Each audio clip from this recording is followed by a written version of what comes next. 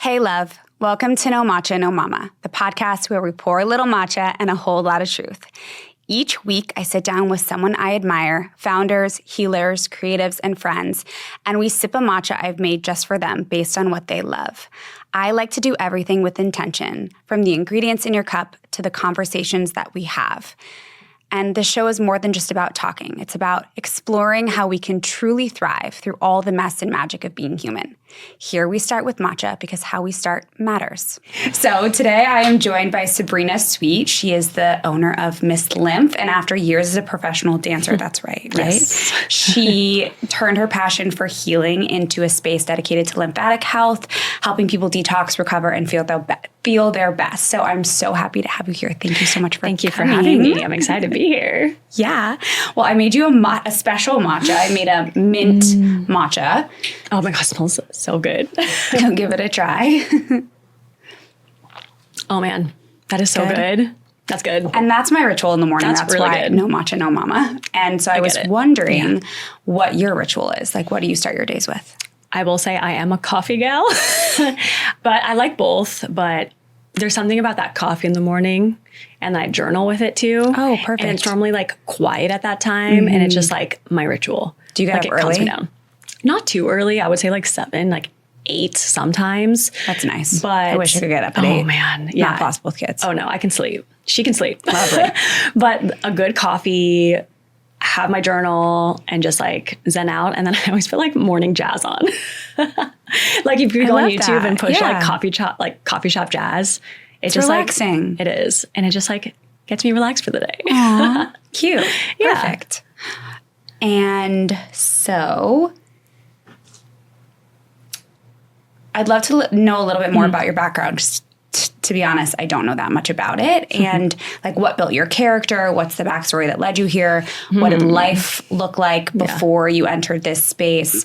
And like, was there a specific point that you realized that like, I can't live like this anymore? Like when you dedicated your life, when you decided to shift into health and wellness? Yeah. I mean, I can ask you that again if you do. You have 10 years. Okay. So I'm trying to think like the short version is, obviously I was a dancer my whole life. And it was great. Like I loved it. I did so many fun jobs with dancing. It took me all over the world. And if you would have asked me like 2019, I would have been like, I want to open a dance studio and it's going to be great. But in the back of my mind, I always had some bit of healing behind it because dance for me is so healing and it's like my therapy. So I wanted to open a dance studio and I still do. So maybe one day. But during COVID, obviously everything stopped. And I was going to go back into dancing full time then. And there's no dancing. There's nothing going on. And I did already know lymphatic drainage. And I went to massage school and I was working out of a lymphatic drainage studio in LA. And this time in my life, I was actually saving for a wedding. And so I was like, okay, I just need to make money to pay for this wedding. So I was like, what can I do from home? Lymphatic drainage. And I had no intention of it being a business. I was like, how many people can I bring it? And obviously it was COVID. So I was like, okay, come quietly, no posting, knock 5 times. Here's the passcode. Like so low key and so DL just because I didn't want to get in trouble. But like throughout COVID, like it just started getting busier and busier and busier. And I was like, what the heck is happening? So yeah, I was just, and this is kind of like, I don't know if it's appropriate for podcast, but I was a little crossfaded one day during COVID. Like I had a margarita in one hand and a joint in the other. And I was like, just call me Miss Lymph because these are the 2 things you shouldn't be doing. And that's how Miss Lymph was formed, to be completely honest. But I would say the biggest turning point of it turning into like a business to a passion was I ended up getting married and then I went through a big separation or divorce right after. And I swear when it was like my 30th birthday, and I think it could also be like the Saturn return, or there's something in astrology that's like, it always happens around your 30th. Saturn return, I think. Right? Yeah. I think that's what it's called. But yeah, I feel like I got slapped in the face by the universe. Like literally it was so weird. Like I would start getting like gut instincts and I would start just like having these like somewhat visions and start feeling things in people's bodies when I started working on them. And I was like, what the heck is happening to me? I was like, this is so weird. But what I started noticing in my body, it was holding things when I was with someone that I shouldn't be with. Oh. And I started realizing the same thing in people that I was working on. Interesting. So from like playing around with my body and seeing like this like trauma and tension and stuff, and it suddenly went away when I left a relationship I shouldn't have been in. Mm-hmm. I started seeing the same things in my clients. Like patterns? Patterns, and especially during COVID, like people were stuck. So stuck emotions. Emotions. Are connected to. Yes. Yeah. So as soon as I got that like download, I was like, oh, this is huge. It wasn't like a before and after massage anymore for me. It was like, no, this is like actually healing, like way deeper than we think. So when you're, sorry, I want to tap into that. Yeah. So when you're giving a massage, are you trying to like move their emotions too? Or like what? It's a huge thing that comes up a lot. Yeah. So obviously I work on a ton of clients, and one of like the most common things I've seen in everybody, obviously everyone has stomach issues. Like all of us are like IBS and gut health and blah, blah, blah. But like it always comes from something. And a huge pattern was like stress and emotions and trauma, and whether it's a girl's been sexually abused or whether they're with a bad partner or a job that they hate and a terrible boss, like it all kind of sits. And as soon as I've seen them leave that relationship or leave that job, or suddenly they do more things for themselves that makes them feel less stressed, that tension in their stomach, the gut health, the IBS kind of went away. So I was like, oh. Do you notice like before and after when you're doing the massage, like you see them before and then they break up with somebody or they go through whatever it is? And I've seen it multiple times. You see multiple like a shift in what is being held. Uh-huh. And it's also not just a shift in like their stomach per se. It's like a shift in like their demeanor, the glow in their face. Of course. The tension energy in their shoulders, like everything just kind of lifted. And I'm like, this is key. To be relaxed and to not stick in things that you shouldn't be in, because it does weigh, put a toll on your body. Yeah. And it's funny that that's connected to the lymphatic system too. Yeah. Yeah. But it was that reason that I was like, oh, I really, really like this. This is really cool. So, I mean, I would say there's so many different lymphatic types out there, obviously, and types of massages. And it's just preference for everyone. Like there's really tough ones, there's really light ones, but I do believe in less is more. And I think I take pride in having that mind-body connection during the massage. For sure. Mm-hmm. And when you were dancing professionally, which can be obviously really taxing on the body, was lymphatic drainage a part of your recovery routine? No. Oh, it wasn't? I wish it was. When I was dancing professionally, like majority of my life, I did not even know about lymphatic drainage. When did you start studying that? I went to school for massage in 2018. So you learned it in like massage school? Mm-hmm. We learned a bit in massage school. Okay. It's not really covered too much in massage school, but then after school, it's like different courses and different techniques and this and that. So there's a long part of my career that didn't know what it was. But my original thought process of going into massage school was being able to help dancers and entertainers. What did you work on? So when you were dancing professionally and you didn't know about lymphatic drainage, what did you do? Like what were the rituals or things that you would do to help you recover faster? I'll be completely honest, I didn't have many. Okay. I didn't have many, which was not good. I probably should have had more, but I think it was it was like my 20s. So I was having fun. Like I was living my best life. I was dancing in Vegas. I was on cruise ships. There was a lot of drinking and there was a lot of like nightlife, and I lived my best life during those. So there wasn't much of a ritual for me. Okay. I feel like if I did have more of a ritual with my body, I probably would have less joint pain today, because dance is so taxing and like you're in heels all day and normally wood floors, and it's like the worst thing to dance on. But I mean, I guess the biggest thing would be stretching, but that's just because you kind of had to. But there wasn't much ritual. I'm telling you, like as soon as I turned 30, everything started shifting. So it was because of coming into this career that I started was like, oh, I got to take care of myself more. Not like I was like, had issues, health issues, like weight issues. It was just a feeling, Just piggybacking on the dancing thing, what would be recovery tools that you would recommend to someone who's dancing or in that field? Lymphatic drainage. No, it's there's a lot of self-lymphatic drainage you can do actually. And I have quite a few guides actually that people can like purchase for like under $50. But there's a lot of like self videos to like follow along to do yourself. Like I know lymphatic drainage massages can be expensive and not everyone can afford it. But you can do everything yourself. And so I would say to other dancers, and I know the dance industry and it's not, the most rewarding financially. So yeah, just spend a little bit of extra time and do it yourself and do stomach massages and gua sha. Spend some time moving fluid around your ankles and knees because it's so much, pressure on those joints and stuff too with dancing. Can you tell us a little bit more about Miss Lymph and like what are the different options for massages and what goes down? Yeah, within Miss Lymph. Yeah. Yeah, so we have an hour session called the Essence, and that is just the body. So everything minus the face. And all of our sessions and all of our lymphatic in general is more of like a medium pressure.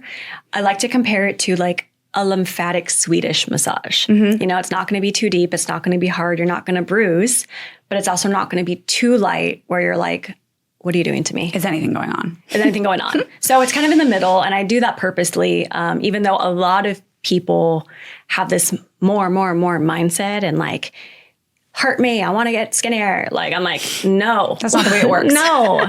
Yeah, it's not. And if people really study the lymph, it's so superficial. It's like just under the skin. Like to just tapping, you're touching your lymph. So it's like, why am I going even deeper? And why am I hurting you? And why am I wanting to cause you pain?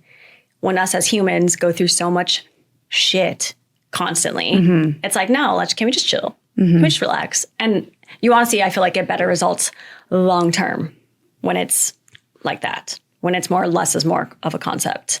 And it's also, you can find more of like, where is this coming from in the first place rather than a Band-Aid?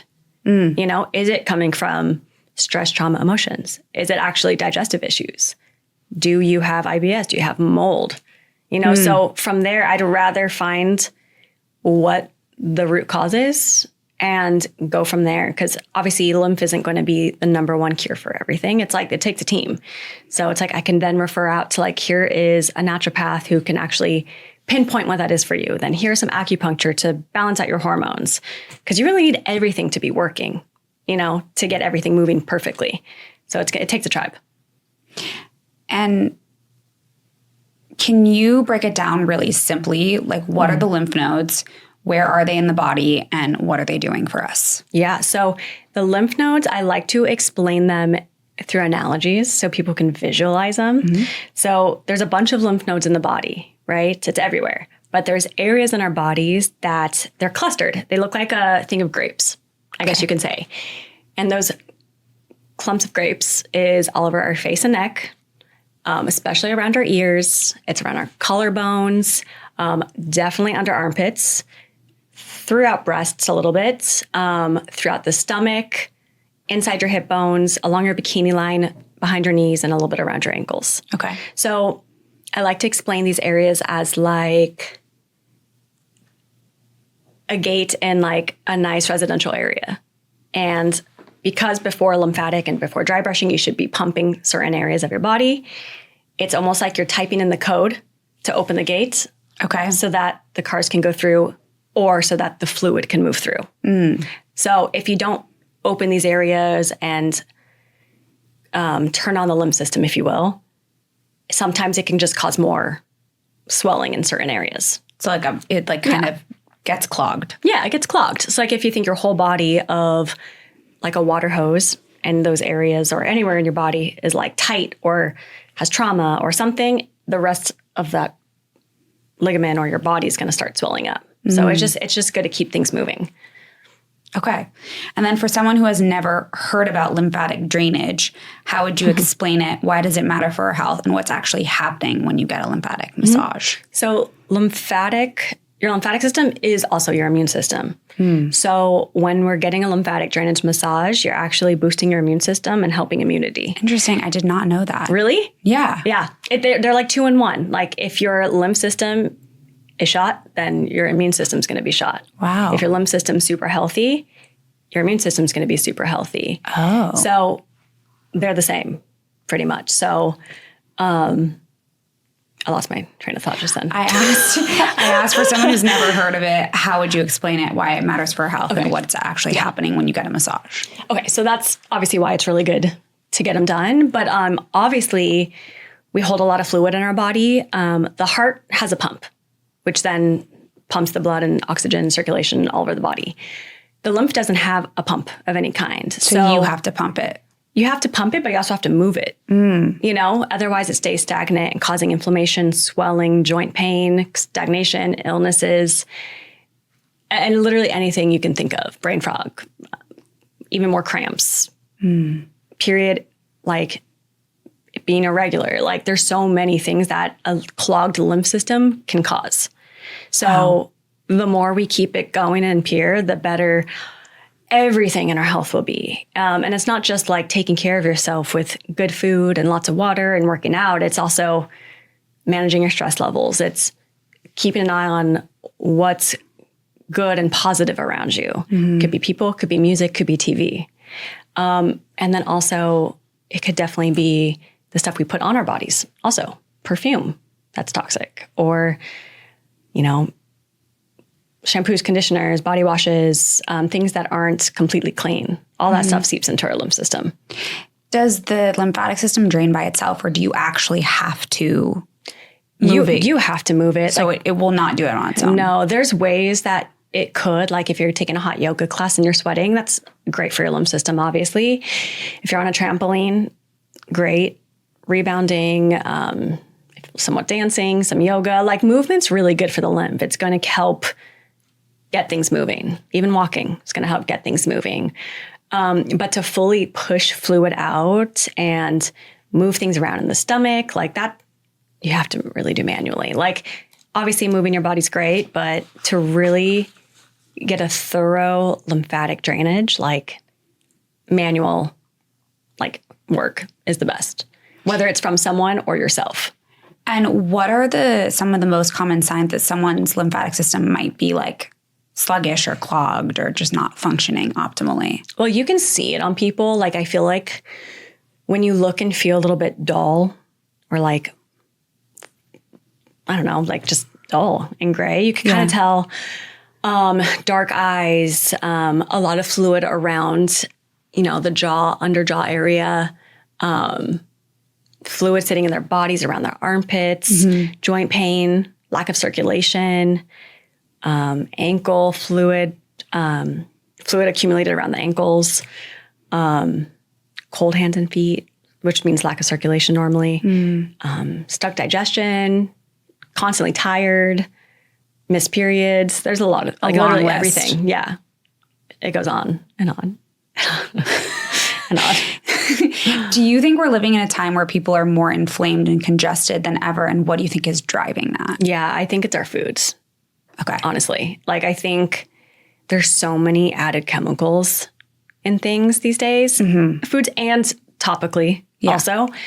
And a lot of things, I think they claim that it's good for you. It claims that it's organic. It claims that it's gluten-free, sugar-free, but there's still added stuff. There's still fragrance. There's still so much stuff that people can't even pronounce. You know what I mean? And I'm like, totally. Why do we need all that stuff? But I think that's why. And also I think with the economy and how expensive things are and like people trying to live and trying to work their ass off out here, you know, I think all of that kind of comes together and can cause a lot of stagnation and like stress and stuck in the body. And what are your thoughts on, like, obviously we have a ton of air pollution everywhere. And you mentioned the toxins in food, but how does the lymphatic system help to detox from those things? Or is that what's helping you detox? Or the lymphatic drainage massages will help detox all of that. Obviously, one session is not going to like move everything. It does take a little bit of consistency. And then after the massage, it's doing more stuff on your own and not going backwards. Obviously. Yeah. So like keeping up with it, basically. You don't want to have a lymphatic massage and then go out drinking and then eating Taco Bell, obviously. You want to keep it going. You want to have lots of good quality water. You want to just eat more warm, brothy foods. You want to watch the things you put on your body. Like there's a lot of things. And then keep moving your body.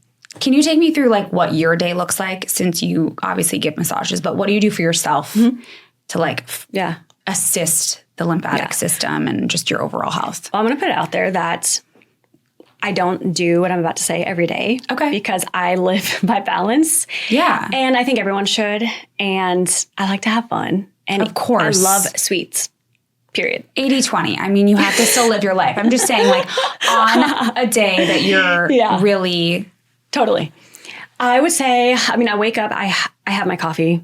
They say don't have coffee on an empty stomach, but it's really tough. It's tough for me. So I'm going to be realistic. I have my coffee. I do drink water with it, if that helps. I journal. One of my non-negotiables that I do every day is gua sha. Okay. For your face and body? I swear by it. No, I do my face. Okay. I don't do my body. There are gua shas for the body, but Yeah. I think my hands are the best tools. Okay. Anyone's hands are their best tools. But I love gua sha on the face. And I tell everyone, like, if you just do this every day for a couple minutes, like, you will get that snatch jaw. Okay. I will say I get compliments on it a lot. Gua sha. Does it matter if you do it in the morning or at night or? No, but if you want to go through your day looking like a little bit lifted, I say do in the morning. Like it's just nice.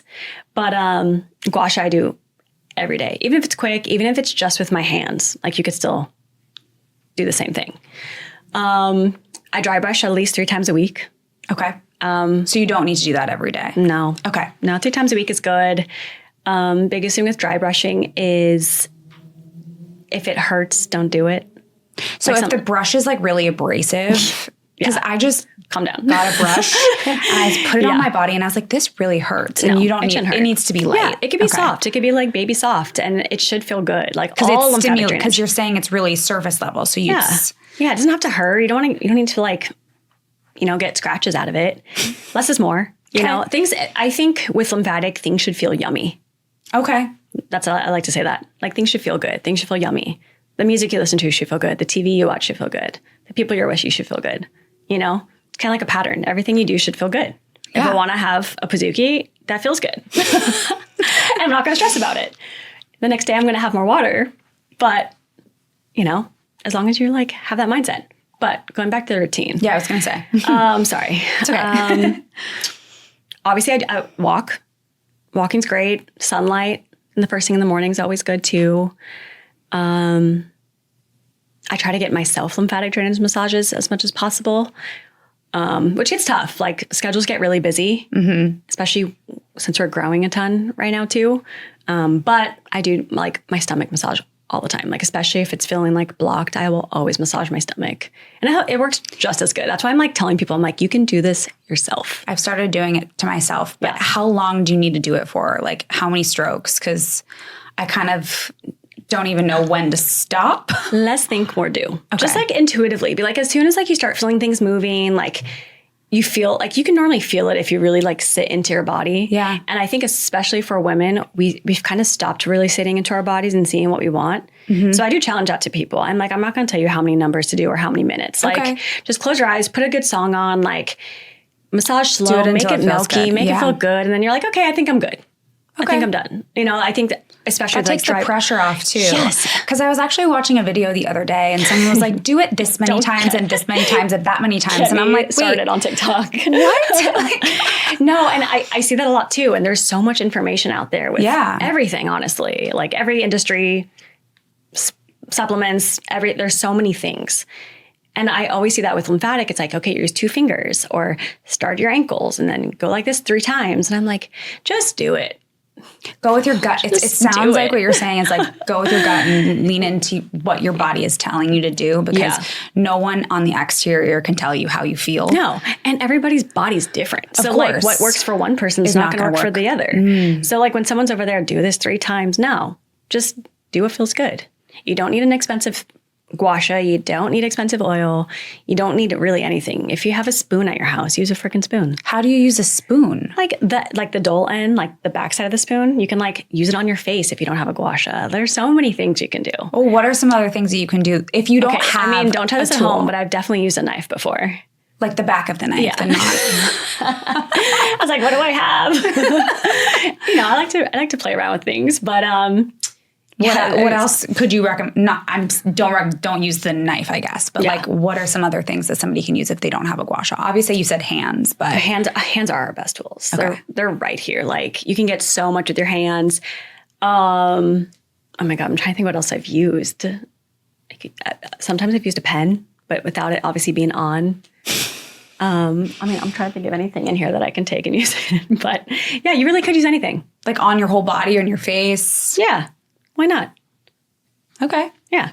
I've used a spatula. Improvise. A spatula I can see. But like, if you use what you have. Don't need to wait. Be like, okay, I need to order this. I got to wait. No, just do it. Put on a good playlist and just go. There are obviously certain ways and directions you want to push the lymph, which is definitely a big factor to how you drain. But there's not much to it after that, Yeah. But again, I have all those informations on my guides too. Buy her guides. Oh my God. They're really cute. When we hear the word detox, obviously, what does true detox really mean for the lymphatic system? That's a good question. So when someone is fully detoxing, it could be different for everyone. So there are some people who, and I just answered this question actually on TikTok because someone did just ask, but some people could get sick after lymphatic drainage, and that's just their form of detoxing. So if their body is fighting something, or they've been maybe trying to get sick for a while and their body fully hasn't, or if they're eating a lot of crap or drinking a lot, they might get sick after a lymphatic massage, and that's fine. I'm always just drink your water. The more you can pee and sweat, the better, because it's pushing out all that toxic shit from the body. But other times, there's some people who are pretty good on their bodies and they walk out feeling so energized. Mm-hmm. But pretty much any draining is detoxing, and draining is excretion from the body. So sweat, urine, stool, even runny nose. Sometimes people have had running ears because they have so much water built up there. So anything coming out of the body is draining. Excretion. Whether it's good or bad. Right. It's things need to come out. Yeah, of course. Yeah. And I've gotten a massage from you before. You have the sauna and the wrap. What's the benefit of that? The wrap and the castor oil that you do. So castor oil is one of my favorite oils. There's so many healing properties to it, but I use it on the stomach and in the belly button to help detox your liver and help digestion. Okay. So castor oil I use all the time also. If I'm having a little bit of a stomach ache, I'll put some on my stomach and in my belly button before bed. Okay. And I'll wake up and I'll be better. What are your thoughts on those little patches over this belly button that people are using with the castor oil? Those are great. Yeah. I don't really use anything. I just have boxer shorts that I wear to bed that I'm I don't care if they get oily. Mm-hmm. I personally just don't like too many things on my body when I'm sleeping. But as long as you're fine with it getting on your clothes, it's okay. But it'll still do the job. That's what I'm trying to say. I just throw it on and I go to bed and I wake up and I'm okay, I feel instantly better. My bloat's gone. Interesting. Well, maybe I should try that. Yeah, it's easy. It's great. But for the wrap, it's great just to help speed up the process. And I do it before the massage. Yeah. Because I like to say it's preheating the oven. Yeah, I was going to say, what's the benefit for doing because I know a lot of lymphatic massages they do the sweating afterwards. Mm-hmm. What's the benefit of doing it before? The wrap I like doing before. But the sweating in the sauna, yeah. Sweating in the sauna people can do after. Okay. If you didn't get the wrap and just did the hour body or the face and body, I always say go sweat after. Because then it's going to help push it out a little bit faster. Mm-hmm. Always listen to your body, because if you're detoxing, that might be too much. Just listen to your body. But for the session, I like it before because it's going to help me get into the stomach more. It's going to help me feel more. You're going to already start moving. So the massage is just going to push things out a little bit quicker. Are there any foods or different things that somebody can ingest after to aid? Or I guess not just after, but in general, are there any foods or liquids that help with lymphatic drainage? Yeah, I love bone broth. I think that's such a great high in protein, which is we all need more of. Mm-hmm. I feel. And it's warm and it's liquidy, so it's easy to digest, but you're still getting the nutrients. Mm-hmm. So that's the best thing post-lymphatic. Teas, I also love detox drops, just continuing the the detoxing through food. Obviously, like you can have like a white fish with some like veggies, but obviously everyone's different. So like that might bloat someone, you know, or it might be hard to digest. So that's why I'm like things that are more brothy, just to help keep things from getting stuck in your stomach Things while that we're are still warmer. moving.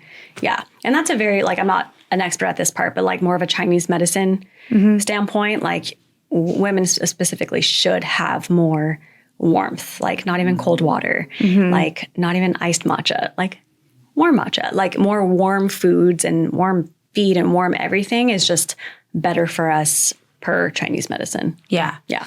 I've heard a lot about that too. Because I'm in that space too. It's amazing. Yeah. Yeah. Okay. Sip break. Oh, how does travel or inflammation impact the lymphatic system? Like, talk a little bit about traveling and how that affects. Yeah. So, oh my God. I'm like, where do I get started? So the stress of travel always impacts like our stomach, our stress, our tension, the stomach and the tension in our stomach too, just because like anxiety maybe for some people and like the surrounding and there's so much energy in the first place with travel. There's also being on the airplane, which normally being in that high of altitude can cause some swelling in the legs and arms. And then obviously there's like the airport food, which is terrible, or people that eat on airplanes, which is probably one of the worst things you can do. Eating on an airplane is bad? Yeah. Why? You just don't digest as well as you would on land. So it can really mess up someone's like gut and digestion and whatnot. I always tell people, I'm like, just eat a big breakfast. Obviously, depending on what time your flight is, but like also how long your flight is. And how long, but try to have a really try to have a really hearty, good, healthy, sustainable meal before you head to the airport so that you're good. Like you can snack on the plane, like I would say like almonds or things that are like a little bit easier on our stomach and stuff too. And just try to like sleep personally, easier just to make the time pass faster if possible. But yeah, it's so bad for digestion. The food is probably half fake. Like, I don't like, how are they cooking it on there? You know what I mean? Yeah. Even the airplane, like the airports, you know, like, you know, the food's not amazing. I mean, they're starting to have some more organic options, which is great. They're starting to have glass water bottles, which is fantastic rather than plastic. They're starting to have like more clean snacks, but like the food in restaurants itself is like, meh. You know, and obviously eat them if you want to eat them. But like, I'm just saying before a flight, your body's going through stuff. So it's not going to be as easily digested, you know? So just to play it safe if you want to avoid getting bloated on a flight. The other thing I'd say besides like the stomach and digestion part is like wearing compression socks. That's really great too for the plane, just to keep the fluid from like not being stagnant at your ankles and knees and whatnot. They're annoying sometimes, but it's definitely worth it. Okay, I've never tried the compression socks. Really? So. Oh, they're good. Well, I never noticed any swelling in my legs. Well, that's good. This is good for people who do notice the swelling. If not, like, you're blessed. But there's so many travel tips that you can do. Like, obviously for jet lag, as soon as you land, you should try to touch some grass or like ground with some like actual earth to help that. You should constantly go walk in the airports, walk when you land, walk before. Just the more you can move, the better, since you're kind of stuck sitting for a little bit. And yeah, the things that you watch, what you put in your body helps. And then lots of water.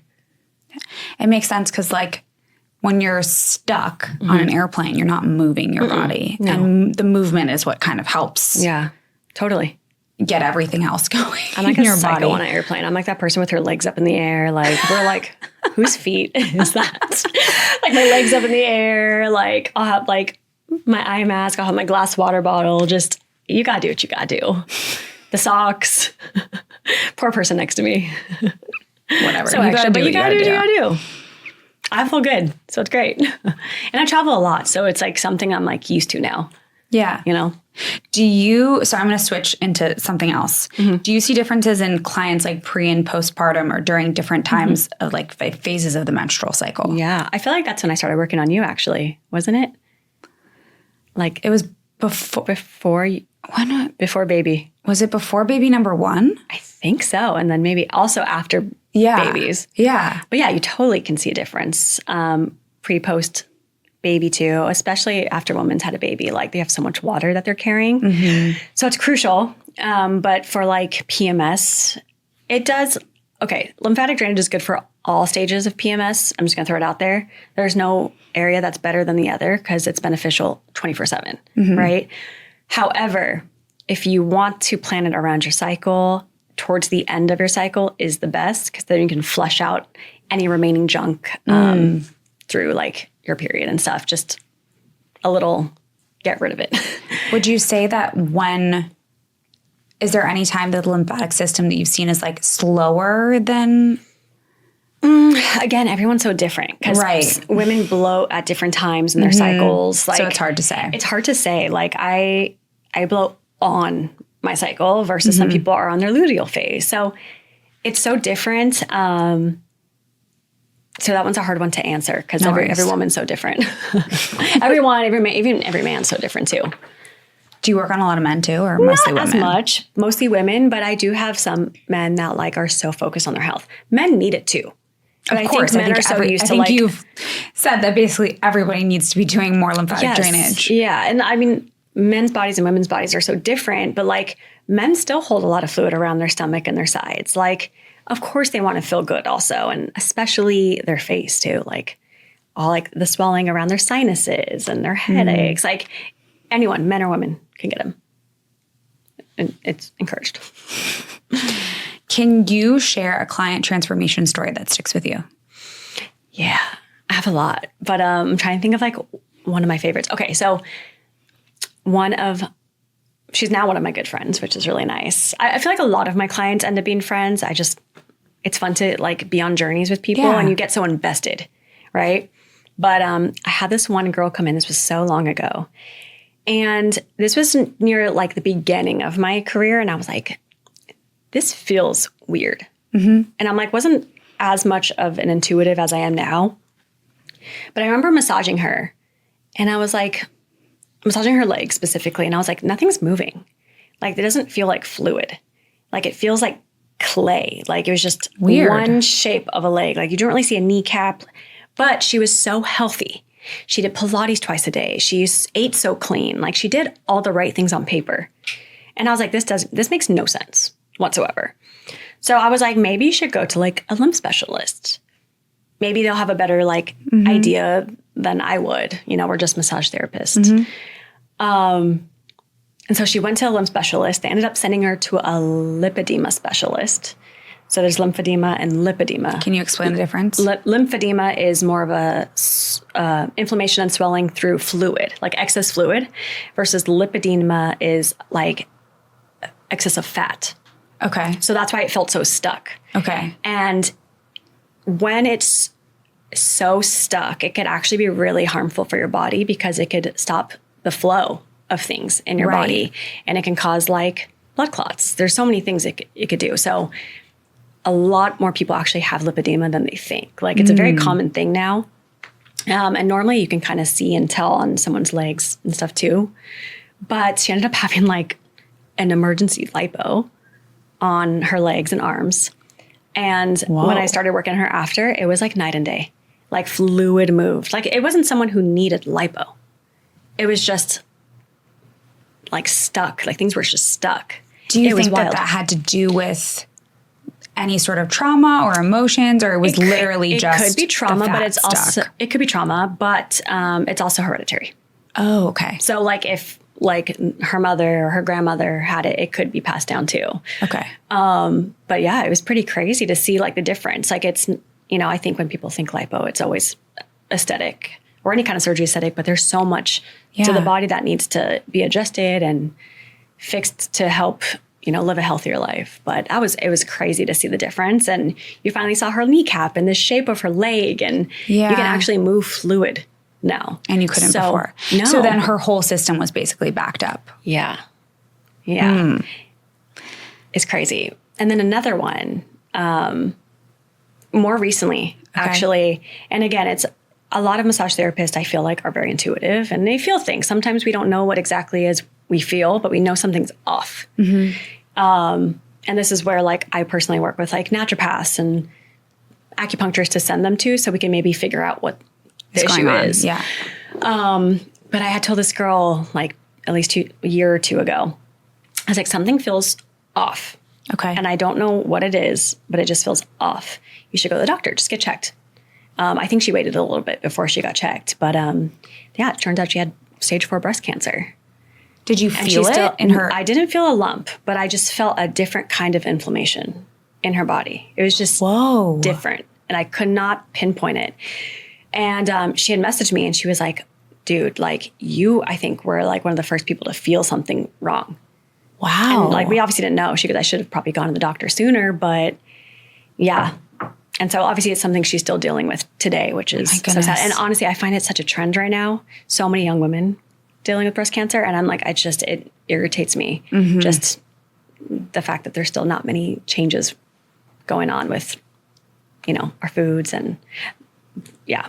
Yeah, we could go on and on about that, but wow. Yeah. And again, like this isn't, lymphatic's not a cure, but we can most likely feel things prior, but more importantly, we can at least boost your immune system somewhat. And at least especially for women too, like our breasts and our armpits are so crucial. And obviously breast cancer, a lot of it comes from our armpits and like the lymph. Bad deodorants and whatever else we put on our bodies. But yeah, that's why we have to be so cautious with what do you use for deodorant? I like the brand Curie. Okay. It's not an ad, but like I've tried some and I'm still like, I don't love a lot of deodorants. You know, I think there's still a market for some good stuff, but it's clean. Like it's pure, it's clean, it smells decent. I have to reapply like 10 times a day. But I mean, ideally everyone doesn't need deodorant. What you're eating matters. Like if you're eating bad, you're going to smell. Right. I was going to say, is there a connection between the way that your lymphatic, the way that your lymphatic system 100% detoxes to like why you smell? Oh yeah. Yeah. The more like crap you eat and the less you move, the more you're going to smell, you know? But if you're, you know, filling yourself with like quality fruits and veggies and clean proteins and good water and you're moving, you really don't need deodorant. And I think big issue is people don't want to sweat, which I get. It's embarrassing. But the antiperspirant is so bad. People should not be using that. No, and we have to sweat. It's how we detox. So I always tell people, I'm like, just embrace the sweat. It's nothing we all don't have. I really honestly rarely wear deodorant. No. I wear it sometimes. Like if I'm going somewhere and I'm like, I really don't want to smell bad, I'll wear some. 100%. But like I'm not wearing any right now. No, it's great. Yeah. It's so much better. And I can, as a therapist, I can feel differences in people's armpits. Like if they're like stuck and stagnant and there's like a ball in their armpits versus like clean, pure, things can move. You notice when someone's like wearing a bad deodorant. Yeah. And also I've noticed too, like if someone has blocked armpits and like a lot of stagnation and chemicals built up, you'll start seeing more swelling in their chest, around their arms, their triceps, and even their face. Oh my goodness. Yeah. So again, they could be like, I'm gua shaing every day. Like, well, you're using bad deodorant. Everything drains down and then out to your armpits. So like if this is a huge area that detoxes and drains you and it's clogged. Well, because you're basically clogging it. Yeah. When you're wearing certain deodorants, you're basically like clogging your lymphatic system. Yeah. So stop wearing bad deodorants, people. And if you are, before switching to a natural deodorant, I would do like an armpit mask. An armpit mask? Curie, that brand, also has one, but you can make it. It's like Aztec clay, apple cider vinegar, a little bit of water. You could do a little coconut oil or lemon. Okay. But you make like a face mask pretty much for your armpits. You like lather it on, you let it dry and harden up, and it's like pulling out the toxins. Do you have any other cool tips like that? Yeah. So like armpit mask is something I do at least once a month. Okay. If someone has a pretty like blocked armpits and you can really see it, I would do like at least twice in that month and then continue using natural deodorant. Obviously you don't want to like put bad shit on it again after you just detoxed it. Of course not. But that I like. I also like tongue scraping. We carry a lot of germs on our tongue. I love tongue scraping. obviously gua sha the whole body.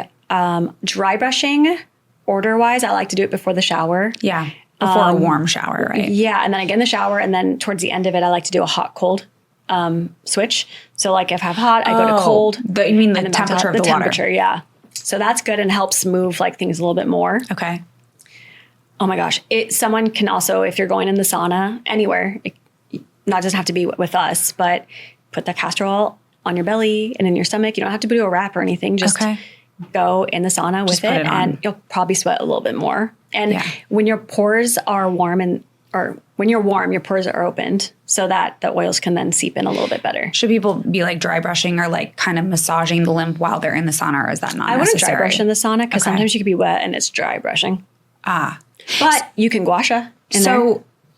Just this is like a question for me, but also for others. I use kind of like I like scrub my skin in the shower. Yeah. That's not going to stimulate the lymph the same way that a dry brush would. Or would it? It depends like what directions. Like if you're going the direction of the lymph, it'd be fine. It's kind of the same sensation. Okay. Yeah. I mean, I'll still do both, you know? Yeah. But I was just wondering, like if I happen to forget the dry brush or something, like that's still going to stimulate it. And like, it kind of go for anything. Like if you have like an oil and you're putting oil on your legs, like this is just like if you have shorts on and you put whatever on, like now it's like ingrained in my brain, like, okay, let's put it up. Let's push oil up. So there's that. Something else I love doing is legs up a wall. I just try to do that every night. Yeah. Before bed is amazing. It actually helps your sleep as well. Can you explain a little bit about what goes on there? Well, just helping your circulation fall down because with your legs, things move. If you're standing, things move up. Right. Because eventually we'll hopefully pee out the toxins. But when your legs are up a wall, it's just forcing everything to like start coming down. Why does it help you sleep? I think it's just the circulation of everything like moving towards your body. And it's just, I'm not expert at this part, but I think it's just the help of the circulation could help you sleep. But I don't know 100%, but I do it and it helps me sleep. And when I don't do it, I notice. So there's that. But also if I like habit stacking. So doing two things at once. So you could dry brush while your legs are up a wall too. And that's great. You know, it kind of helps things move a little bit more. Another thing I love is vibration plates. Okay. And which I have all my clients stand on after. Yeah, which, I stand on after, And I love those. I honestly prefer vibration plates over trampolines. Because if anyone's like me, I am a klutz.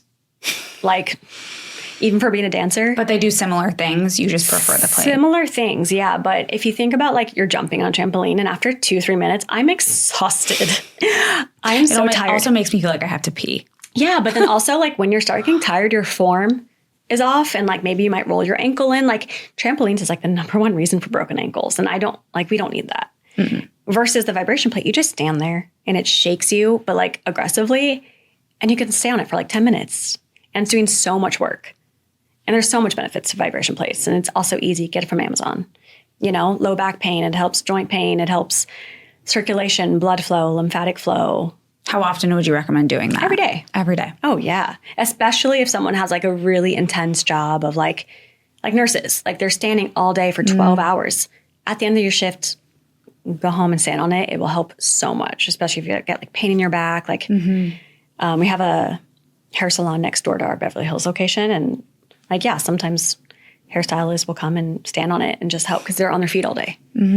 So those are a few things I love to do. And what do you wish more people knew about their bodies and self-care? Less is more. It's my biggest thing. That it's not that serious. I mean, it is serious, but like, don't think about it too much and just do it. I think everything is made so serious and it's so results driven. And it starts to become like a chore. But I think if you make things feel good and be more fun, you're more inclined to do it and be consistent. That's the biggest thing, really. Like, I think there's a lot out there already. And it gets overwhelming. Like, there's so many 20-step morning routines. And I'm like, if I see one more, I'm exhausted. I know. And everyone else is too. Like, everyone's doing things and they're tired and they're just living, you know? So if you can just simplify things to make it more enjoyable, that's actually going to be way better for you, I think, than stressing out over another thing you have to do. Yeah, I think that's a really good way to look at it. Because I think we can get really caught up in, I have to do this, this, and this in order to get this result, right? Totally. Like we're so results driven. Yeah. We start to become like human doings and human beings. And that's something I'm working on more because I noticed that too. Like I'm just doing, and then I have to do this and this. And I'm like, well, okay, pause.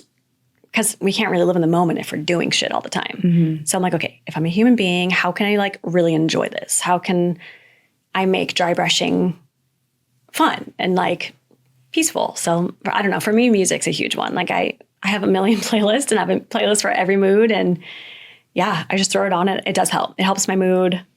Obviously some music. There's some music that's kind of depressing, honestly, or scary.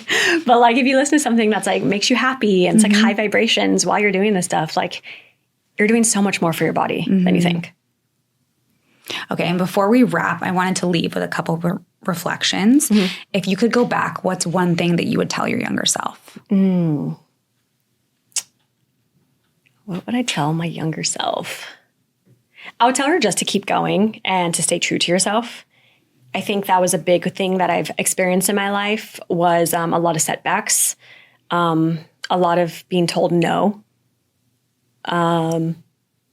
whether it's splits and breakups and this and that and people saying you can't do it or it won't be successful. I think just have that little girl just ignore all the haters and just keep going because if you look back, things kind of just worked out. And I'm like, how did that all just happen? Yeah. You know, so it's kind of crazy. Like in the moment, things seem stressful, but then you look back and you're like, oh, that was really cool, actually. Yeah. You know, so it shaped you. It shaped you. So like, just have fun, enjoy the ride, and don't stress. Things will work out. Yeah. TTP, trust the process. I was going to say you have to trust. Yeah.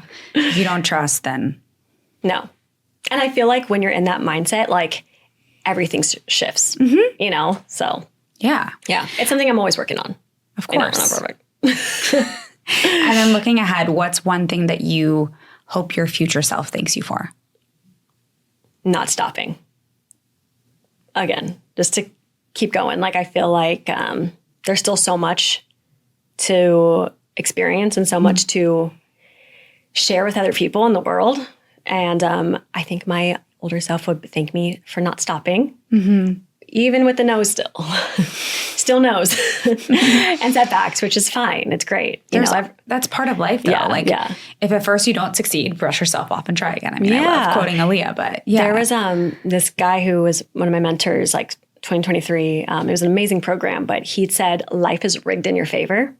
Stuck with me forever. I was like, okay, cool. Got a ticket? Great. Yeah. There was a reason for that. Maybe it set me back a few minutes because there's a bad accident and then it's just whatever. You know, so everything that happens is just rigged in your favor, whether, you know. So I kind of try to live by that. Yeah. And you're supposed to have your ups and downs. Yeah. It's fun. Yeah. It's exciting. It shouldn't be good all the time. I mean, no, it's boring. It would stop being enjoyable. No, I always think like, what if like we're all in like a simulation, like we're all in our own movie, you know? And in movies, I'm like, obviously you want things to happen and like the happy ending and there's always ups and downs. And I'm like, okay, how would my main character act today? How would she act? Well, how would my main character handle this situation? So I was trying to think about that. You zoom out and you look at it. Yeah. So we're all our own main character, you know? Yeah. Kind of fun. It is. Yeah. For sure. Well, I'm going to end with the prayer. May we carry what we need, release what we don't, and stay open to the magic that is unfolding. Amazing. Thank you for sipping your matcha and sharing your heart with me today. Of course. Thanks for listening to No Matcha, No Mama. If you loved the episode, share with a friend, leave a review, or come say hi on Instagram. My handle is @DinaDL. If you would like to connect with my guest, Sabrina, you can find her at Miss Lymph on Instagram or MissLymph.com. And she also has a TikTok, which is the same handle. And remember, thriving takes intention. See you next time.